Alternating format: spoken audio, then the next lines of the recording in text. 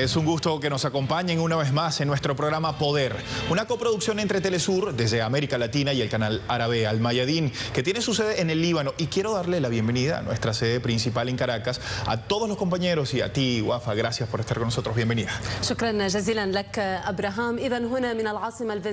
Muchas gracias a ti, Abraham. Estamos en la capital venezolana, Caracas, a más de 10.000 kilómetros de la provincia siria de Al-Raqqa, que se considera la capital de ISIS. Esta distancia se consideraría poca si hubiera en este país latinoamericano un espacio para la extensión de la organización. Y como resultado de la permanencia de ISIS y la falta de un serio combate al terrorismo de parte de la comunidad internacional. Las mujeres en Siria, Irak y Libia y otros lugares que se encuentran bajo el control de ISIS están en riesgo de cautiverio y violación. Los niños desconocen su futuro y es extremadamente fácil reclutarlos para el combate. ISIS alza una bandera negra y alegan luchar en nombre de Alá, pero Alá nunca instó a que tuviéramos corazones o mentes negras, ni a que se quemaran las antiguas civilizaciones, ni se destrozaran y se robaran las ruinas de antigüedades. Esta es la ideología de la muerte, con el fin de robar el petróleo y las tierras y dividir las naciones. Ayudan a los colonizadores destruyendo lo edificado y asesinando a las personas, degollándolas como si cortaran árboles. Lo extraño es que, a pesar de todo lo que ha sucedido y la formación de una alianza estadounidense para combatir esta organización, esta continúa su expansión en lugar de estar cercada, destruida y liquidada. Esto recalca las palabras del presidente Nicolás Maduro cuando dijo en la ONU que las fuerzas de Occidente tienen un papel en la expansión y ascensión de ISIS. Damos la bienvenida a nuestros televidentes en los países árabes y en los latinoamericanos, espectadores de ambos canales, Al Mayadin y Telesur. Hubiéramos deseado poder tratar temas alegres en este episodio, en lugar de la epidemia del terrorismo, pero es necesario intercambiar conocimiento y opiniones sobre las causas que son de importancia para nuestros pueblos y para todos los pueblos del mundo, como lo es este tema decisivo. Y queremos compartir con ustedes esta visión del Daesh, de todo lo que implica el terrorismo desde el Medio Oriente y desde América Latina. Y esa visión la vamos a tener hoy y lo vamos a analizar con la ayuda de Laila Tajeldini. Ella es una investigadora y analista internacional, es profesora universitaria en Venezuela, de origen siria. Gracias por estar con nosotros. Y vamos a comenzar para presentarles una radiografía de lo que es el Estado Islámico, el Daesh o el ISIS, como se conoce a esa agrupación terrorista que tiene una influencia en todo el Medio Oriente. Vamos a ver el material. Daesh o el Estado Islámico en Irak y el Levante es una organización terrorista que sostiene una interpretación extremista del Islam que trata de restablecer un califato islámico y aplicar sus conceptos y línea dura de la Sharia, que consiste en leyes fanáticas que llegan hasta el límite de asesinatos espantosos y por endebles razones. La organización de Daesh apareció por primera vez en Irak como uno de los afluentes de la organización de Al-Qaeda en el año 2004. El nombre de su líder, Abu Musab al-Zarqawi, surgió al inicio de la crisis siria, ya que el nombre de Daesh comenzó a escucharse con fuerza y muy rápidamente. Poco después, se separó de Al-Qaeda al tener diferencias con el Frente de Al-Nusra, su capítulo en Siria. Pero el gran auge de su expansión se produjo el año pasado, bajo el liderazgo de Abu Bakr al-Baghdadi, ya que ese último logró ocupar y controlar grandes áreas en Irak, incluyendo varias ciudades tales como Mosul, segunda ciudad iraquí más grande. Y en Siria continuó extendiendo su control hasta que sus banderas negras cubrieron grandes áreas del país, lo mismo en Egipto, Libia y Yemen, llegando a Nigeria, Pakistán y Afganistán. El nombre de Daesh quedó asociado con la brutalidad y hechos horrorosos tales como fusilar, crucificar, degollar, decapitar, llegando hasta lapidar, quemar y usar explosivos entre las filas de los civiles, de manera tal que llegó ese nombre a ser sinónimo de una serie de prácticas brutales y salvajes que abundaron tanto en Siria como en Irak, particularmente contra sitios arqueológicos patrimoniales milenarios que han sido destruidos por los efectivos armados de Daesh. La organización de Daesh llama a la necesidad de restablecer el gobierno del califato y aplicar el Islam con lujo de detalles, pero las referencias religiosas de todas las sectas islámicas rechazan la interpretación que posee Daesh, ya que según dichas referencias, el Islam es religión de misericordia y piedad y de todo lo contrario. Daesh está deformando el Islam dentro de las sociedades islámicas y otras comunidades. Sobre todo porque estuvo amenazando en más de una ocasión con transferir el conflicto a países europeos y americanos o donde pueda estar o encontrar seguidores partidarios. El peligro de Daesh radica en el pensamiento que promueve y en sus acciones, tanto en el país donde opera como en la atracción de nuevos partidarios. Los informes periodísticos y de inteligencia se refieren últimamente al reclutamiento de nuevos elementos para combatir en las filas de Daesh en los países europeos y americanos, y la facilidad que ofrecen varios países para el paso de estos elementos a través de su territorio y sus fronteras. Los informes confirman que la organización recibe financiamiento de diferentes estados y agencias de inteligencia para implementar agendas especiales, sobre todo después del fracaso de la coalición internacional para detener la expansión de Daesh. Algunos analistas ven de manera diferente los objetivos de los ataques aéreos internacionales. Consideran que estas incursiones contribuyeron a reforzar la existencia de Daesh en los lugares ocupados anteriormente por este y las prácticas violentas y salvajes de sus hombres armados. Por lo tanto, el simple nombre de Daesh resume hoy en día todas las formas del terrorismo, con las cuales amenaza las naciones y las personas sin tener en cuenta ningún límite de pudor humano.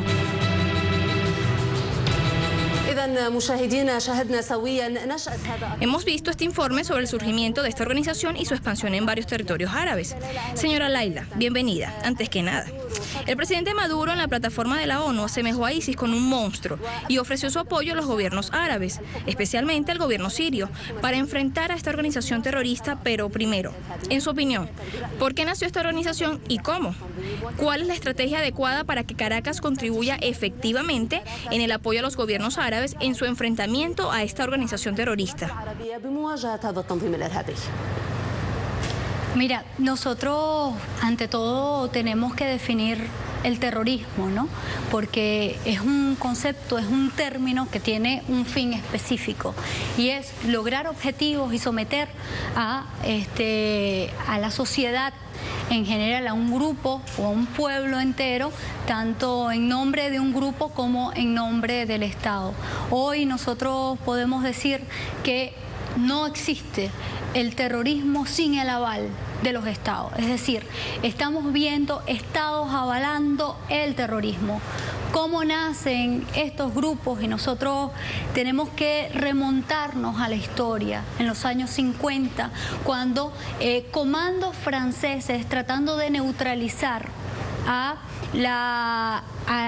al sentimiento anticolonialista argelino, estos comandos se prepararon justamente para que a través de el terror neutralizar a este sentimiento popular como era el de la liberación y la descolonización.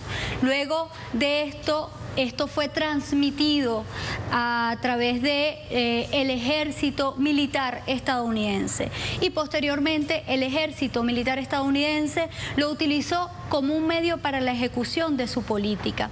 Con la caída de la Unión Soviética y todo el bloque socialista, pues nosotros vimos cómo comenzaba ya a aplicarse esta política para justamente la política del terror o el terrorismo propiamente dicho para justificar el complejo militar industrial estadounidense. Y sobre eso quiero que hablemos, pero de manera más gráfica. Vamos a mostrar unos mapas. Desde la invasión de Estados Unidos en Irak en el año 2003, el autodenominado Estado Islámico ha logrado alcanzar una fuerte influencia en todo el Medio Oriente. La inestabilidad política, institucional y jurídica de Irak dio paso a una organización que ha causado terror en todo el mundo. Vamos a ver cuáles son las zonas con mayor presencia y dominio a lo largo de toda la región. Es muy cierto, Abraham. ISIS controla grandes territorios en el mundo árabe, alrededor de 800 kilómetros. Yarabulus en el extremo norte de Siria, además de Faluya en el medio de Irak. En esas zonas viven alrededor de 8 millones de personas que se encuentran ahora bajo el dominio de ISIS. Esta organización también se encuentra, como vemos, en Alepo, Hasaka, Homs y Hama. Y también en el año 2014 logró el Daesh tomar la ciudad siria de Raqqa. Es una población que supera los 300.000 habitantes. Derna es una ciudad libia reconocida por ser también un centro para yihadistas. Y esta declaró su lealtad a la organización terrorista y su unión al califato. El gobierno del Kurdistán estima que el Estado Islámico tiene alrededor de 200.000 soldados a su disposición. Ahí está este mapa. Queremos compartirlo también con nuestra invitada. Y sobre ese mapa y uno nuevo que queremos mostrarles es preguntarle a Laila acerca de por qué el Daesh logra moverse tan fácilmente por los territorios árabes y en el Medio Oriente sin tener tanta oposición. ¿Qué pasa allí? Bueno, nosotros tenemos que recordar justamente que los sitios que toma y ha tomado el Daesh son sitios donde se encuentran importantes reservas petroleras, mineras en esos territorios. Es decir, que ahí más bien lo que estamos viendo no un fin religioso, sino un fin económico también, de poder económico que existe sobre la zona. Yo creo que aquí se genera otras preguntas que nos tenemos que hacer, si es económico, cómo ellos se sustentan económicamente, a dónde va el petróleo que ellos están extrayendo, porque nosotros sí sabemos que alrededor de 150.000 barriles de petróleo se produce en esos territorios que hoy están en manos del grupo mal llamado Ejército Islámico, que es el Daesh. En el caso del Estado Islámico hay niños en edad de escuela básica y les enseñan el Islam bajo una visión radical de la organización terrorista para que sean capaces de inmolarse accionando bombas que están llevando en sus cuerpos y para asesinar. Vean este trabajo. Аллах Всевышний облагодетельствовал службу безопасности халифата тем, что они выявили. No veremos la escena de la ejecución hasta el final, pero el adolescente que sostiene el arma en sus manos se prepara para eliminar sin vacilación a los que Daesh presume que son 2 espías rusos. Abdullah, el kazajo, aparece con frecuencia en los videos de Daesh como ícono publicitario para atraer a sus filas, por medio de internet, a los adolescentes. Abdullah no es principiante al asesinar. Abdullah tampoco está solo. Decenas de pequeños rostros asiáticos practican el asesinato en el campamento de Daesh en la región de Raqqa, en Siria. Constituyen el primer tanque de Daesh lleno de niños y adolescentes leales por encima de toda sospecha por pertenecer a familias de Tayikistán, Kazajstán y China, y todos combaten en las filas de Daesh. Yahya está siendo formado por Daesh para matar. Recibe educación religiosa salafista extremista en las escuelas religiosas de Daesh. Se prepara, al igual que muchos otros, para la obediencia ciega. Se entrenan en el campamento de Abu Bakr al-Baghdadi. Fueron reclutados a la fuerza por parte de Daesh con el fin de controlar a los habitantes del interior, imponer la doctrina extremista salafista y militarizar a las familias. Vemos el juramento de lealtad al momento, frente a la cámara, antes de enviar al pequeño suicida hacia su muerte. Abu Khattab al-Ansari, en su última foto, suicida por Daesh. Es el niño que se inmoló en un puesto de control de las unidades de protección kurdas. Él es uno de 12 jóvenes suicidas que forman parte de otros 37 que se inmolaron en un mes durante la ofensiva de Daesh al-Hasaka. Falanges de niños y adolescentes suicidas constituyen un cimiento principal en la estrategia de Daesh. Señora Laila, Abraham, como hemos visto en ese informe, los niños ya no son solamente las víctimas, sino que también se han convertido en los verdugos. ISIS está utilizando a los niños para matar y para degollar. Como vimos que dijo un niño en el informe, te degollaré, infiel. Usted ha trabajado en misiones de la ONU. ¿Cómo puede contribuir estas organizaciones internacionales que emiten estos informes y cifras? ¿Cuánto afectan estas imágenes a los niños del mundo en general? Mira, justamente estás hablando de algo bien interesante, porque lo que vemos ahí es una inercia por parte de las Naciones Unidas que pretende simplemente mostrarnos una cifra y mostrarnos la desgracia que están viviendo mujeres y niños allá. Nosotros no hemos visto a las Naciones Unidas hasta el día de hoy hablar y acusar directamente cómo centros y algunas mezquitas han servido justamente para formar a los niños de la forma que estamos viendo. Esto que estamos viendo actualmente no solamente viola la Convención de Viena sobre los derechos derechos de los niños y los adolescentes, sino es que también estamos viendo que esto es un crimen de guerra, propiamente dicho. ¿Quiénes son los dueños de estas redes sociales, de estos medios de comunicación, de estas televisoras que han permitido eso? Y yo creo que ahí está la raíz del asunto, porque justamente estas personas que manejan las redes sociales, que manejan los medios de comunicación, están permitiendo que la formación terrorista llegue a estos niños, llegue a personas, a hombres, a mujeres, para ejecutar acciones que realmente son inhumanas y que son disociadas de la humanidad misma y que debemos de atacar. Ahora, yo creo que las Naciones Unidas debe de avanzar en dar respuestas concretas y atacar la raíz del asunto. ¿Hay algún tipo de influencia en América Latina del Daesh? Estados Unidos su relación con el Daesh, Israel su relación con el Daesh. De eso vamos a hablar a la vuelta. Vamos a hacer una pausa que es muy corta. Al regreso hablamos sobre eso.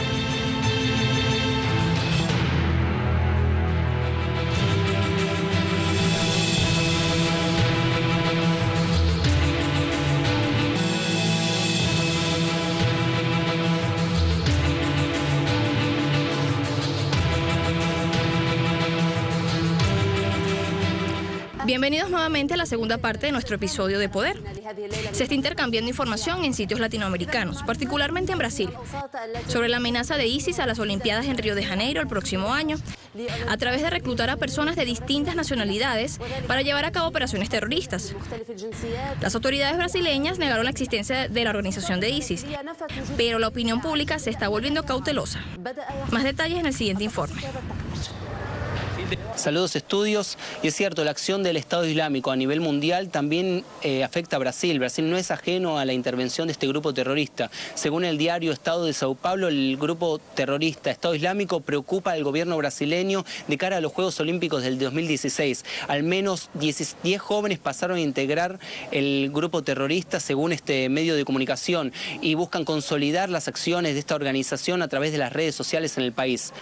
Creo que Brasil debe preocuparse porque ya vi reportajes sobre jóvenes brasileños que fueron para allá para formarse como soldados del Estado Islámico y haciendo barbaridades. Creo que hay que preocuparse porque la preocupación hace parte de la seguridad de todos los brasileños. Creo que hay brasileños en el Estado Islámico, pero que en las Olimpiadas Brasil no corre ningún riesgo de ataque porque en la Copa del Mundo ya fue aprobado que fue un evento muy tranquilo y entonces creo que saldrá todo bien. Los brasileños no tenemos el ímpetu de ser terroristas. No llegamos a ese punto. No creo que haya brasileños terroristas, pero tampoco podemos confiarnos. Debemos tener un poco de miedo, sí. Aún no existen pruebas que aseguren el reclutamiento de jóvenes brasileños en territorio brasileño para hacer parte del Estado Islámico, pero sí hay vínculos fuera del país. Mientras tanto, hay un discurso psicológico que ya tiene lugar en los medios de comunicación y se escuchó mucho en las últimas elecciones presidenciales, cuando sectores reaccionarios criticaron la política de recepción de refugiados por parte del gobierno de Dilma Rousseff, una política que es elogiada por defensores de los derechos humanos a nivel mundial. Interesante esta posición y esto que ha estado surgiendo desde Brasil. ¿Hay algún tipo de influencia del Daesh en América Latina? ¿Estaría algún latinoamericano interesado en formar parte de una organización terrorista como el Daesh? Mira, el Daesh lo que hace allá lo hace acá los paramilitares colombianos. Nosotros no vemos ninguna diferencia entre uno y otro. La similitud que ambos tienen en nuestra región y allá en el mundo árabe, pero también en África, porque no podemos olvidar que se encuentra en África, es que todos responden a los intereses de Estados Unidos. Recuerden que la Escuela de las Américas formó a más de 100.000 militares de la región y estos militares a su vez formaron estos grupos paramilitares para la ejecución y neutralización de los sentires populares de nuestros pueblos. Y un tema importante también es la participación directa de Israel en el terrorismo. Y vamos a ver un material preparado sobre este tema. La intervención militar israelí en los acontecimientos de Siria se mantiene desconocida para muchos en cuanto a forma, tiempo y contenido, pero la parte pública ya no es secreto para nadie. La intervención, que tenía al comienzo la forma de ayuda humanitaria y que se ha ido ampliando para incluir otras formas de cooperación militar, logística y de seguridad, ha tenido como escenario la región del Golán sirio por ambos lados de la frontera. Más de 1.600 heridos de grupos armados recibieron su tratamiento o han sido atendidos por Israel hasta el día de hoy, y el ejército israelí se hace cargo de trasladarlos diariamente a través de la frontera con Siria para posteriormente proseguir su combate contra los hijos de su propio pueblo. Algunos observadores trataron de exponer la profundidad de la relación entre Israel y los grupos armados y cómo incide esta relación en las direcciones y líneas de acción que toman dichos grupos. Existe un tipo de relación entre Israel y el Frente al-Nusra. Sus heridos se atienden en Israel por decenas. También existen vías de contactos con las personas que se encuentran detrás de la frontera, en las filas de los grupos armados, entre otros. En Israel existe una valoración general que consiste en que los grupos armados, entre ellos el Frente al-Nusra, no les interesa combatir a Israel. No existe enemistad en la relación entre Israel y el Frente al-Nusra, y cientos de sus heridos reciben atención médica en Israel. Estas consideraciones de los analistas han sido confirmadas con la visita efectuada hace un tiempo por el primer ministro Benjamín Netanyahu al hospital de campaña establecido por Israel para atender a los heridos de los grupos armados de Siria y su preocupación personal por ofrecer todo el apoyo a uno de esos heridos. Eso fue seguido por declaraciones del ministro de Seguridad, Moshe Yaalon, acerca del apoyo que ofrece Israel a dichos grupos, a cambio de no acercarse a su frontera ni tener a los árabes del Golán ocupado por Israel como objetivo. A pesar de las presunciones de Israel negando su participación en la crisis siria, parece que ha sabido jugar la carta de los heridos de los grupos armados. Al no tener ya necesidad de ocultar su apoyo a los grupos armados que combaten en Siria, se avisora un nuevo capítulo en las relaciones entre dichos grupos e Israel.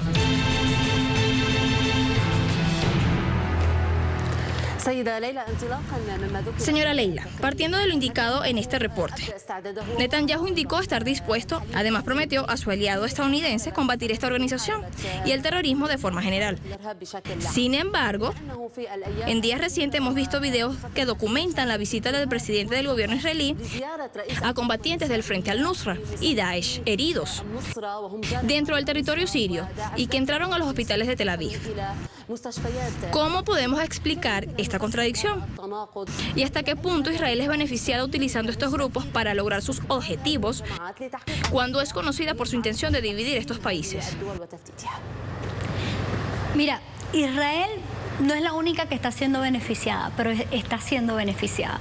Escuchábamos, no hace mucho, leíamos las declaraciones del ex ministro de Relaciones Exteriores de Francia en el año 2012, cuando decía: ellos están haciendo en el terreno lo que necesitamos que se haga. Y por parte de Israel, nosotros vemos la total sintonía, en este caso del Nusra, Daesh o el EIL, como lo queramos llamar, al final son lo mismo, donde actúan de la mano con los mismos intereses, pese a que enfrente de los medios de comunicación se declaren como enemigos mutuos.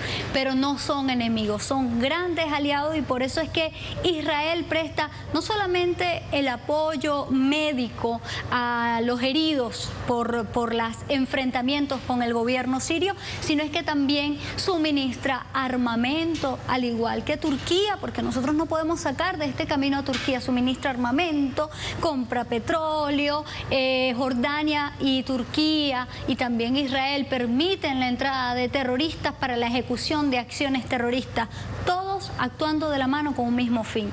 Yo creo que aquí nosotros podemos decir más bien que vemos un ciego o alguien que se hace ciega, sorda y muda, como es las Naciones Unidas, porque todo está allí. Veíamos recientemente también, cuando sale a la luz pública el libro de la ex secretaria de Estado de los Estados Unidos, Decisiones Difíciles, llamados el libro, y decía ella que ellos contribuyeron y ellos fueron los que crearon este grupo terrorista. Entonces, date cuenta que no solamente es Israel, es Estados Unidos, allí hay confesiones reales, que lo único que hay que hacer es activar la Corte Penal Internacional, enjuiciar a todos estos criminales de guerra, porque hay un asesinato en masa de niños, adolescentes, mujeres, hombres, ancianos, y donde tenemos que actuar porque todas las pruebas las tenemos a la mano. Y hay que hablar también de Estados Unidos y su relación con el Daesh. Con su poderío militar logró formar una coalición de países occidentales y árabes para enfrentar el auge del yihadismo en el Medio Oriente, así lo dicen ellos. ¿Realmente Washington busca acabar con el denominado Estado Islámico? ¿Quiere mantener más bien su presencia militar en la región? ¿Cuál es la intención? Vean este reporte.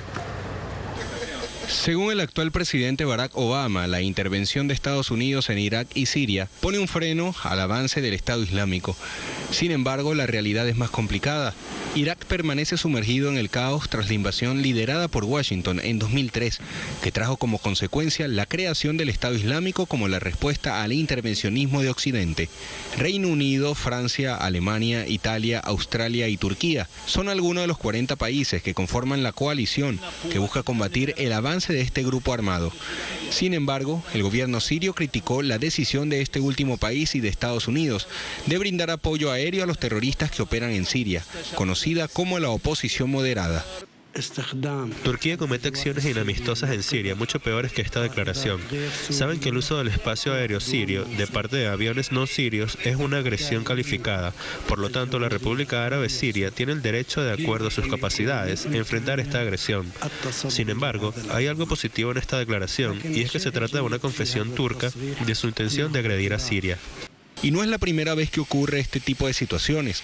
La ex secretaria del Departamento de Estado Hillary Clinton, ante el Senado en 2009, admitió que el gobierno de su país financió al grupo ISIS, como a mediados de los años 80. Tenemos una historia en la que nos hemos movido dentro y fuera de Pakistán. Recordemos algo aquí. Las personas contra las que estamos luchando el día de hoy, las financiamos hace 20 años. Y lo hicimos porque estábamos atrapados en esa lucha con la Unión Soviética. Ellos invadieron Afganistán y nosotros no queríamos verlos controlando a toda Asia Central. Y por eso nos pusimos a trabajar. Estados Unidos ha demostrado en los últimos años que el control sobre el Medio Oriente es vital para su existencia. Por ello, la supuesta lucha contra el Estado Islámico se ha convertido para muchos en la excusa perfecta para permanecer con una fuerte influencia en la región.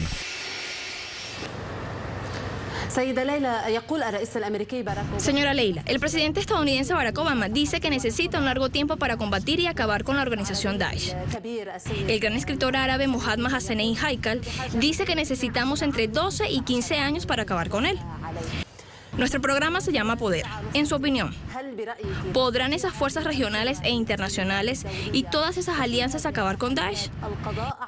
¿Qué plazo de tiempo se necesita para acabar con él con todas esas capacidades que posee?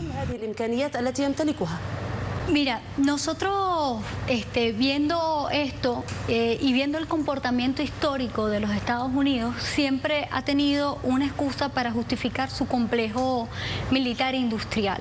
Hoy el terrorismo en el mundo sirve de excusa para justificar el complejo militar e industrial estadounidense. Recordemos que por el Instituto Internacional de Estocolmo, en su informe de balance 2015, dice que solo Estados Unidos gasta el 41% de lo que gasta todo el mundo en armamento, en armas nucleares, entre otras cosas.